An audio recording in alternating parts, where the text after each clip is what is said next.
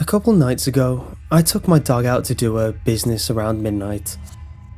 When she stopped to piddle, I looked up at the stars, like I usually do at night during her last walk of the day. There was a large blue light in the sky. I have no idea how far away from me it was, other than it was over my head, enough to see it was in the sky, not just a few feet from the ground. It appeared to be about 2 inches in diameter, if you could take a picture from my eyes and measure it.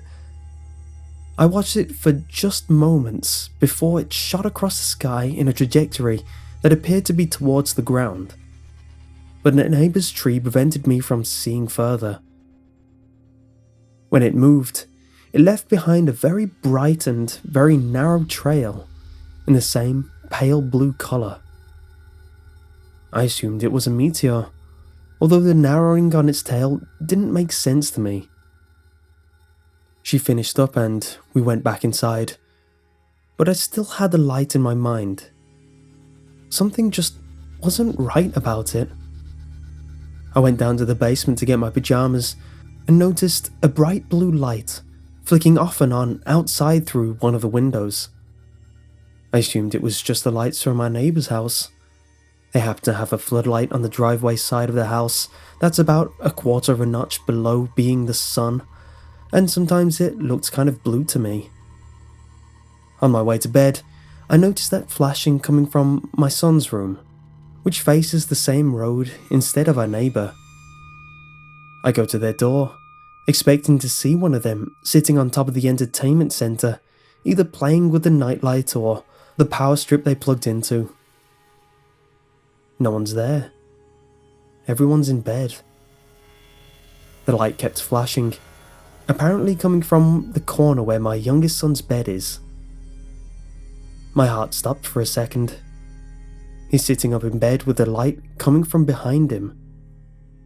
There's nothing there to be making the light, and when I take a few steps into their room, I can start to make out something that vaguely looks like large bugs climbing up in front of him and into his mouth. In my mind, the only sensible thing to do is to go investigate the light and whatever is crawling on him. But when I get almost close enough to pick him up, the light stops flashing and its intensity grows brighter. I lean in closer to see the little black things are humanoid in appearance, and when I try to pull one out of his open mouth, they all stop. Every tiny little body stops in its tracks, and the heads rotate around, staring me down with one large, light blue eye each. I'll never forget the look he gave me with those glowing blue eyes, like he was just a bigger one of the things invading his body. He was drooling a thick, blue liquid, like dyed syrup. I ripped one from his mouth. It latched onto my hand, and the others started skittering off of my son and up my leg. Their limbs felt like beetles or spiders' legs climbing up my skin. I grabbed and squeezed one after the other, each one instantly turning to a fine, blue dust with a single hard squeeze. I think I squashed 100 of them before the blue light faded away. I looked down at the carpet. All the dust was gone. The blue liquid was gone, but it looked like he'd been chewing on a blue marker.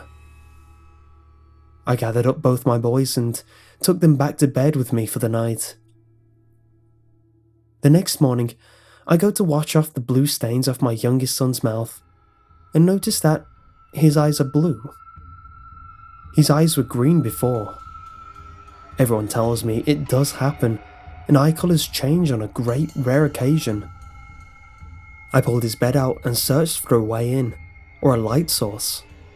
I even pulled up the carpet in the corner while everyone was gone. He's too young to ask about it, but I don't think he'd give me a straight answer anyway.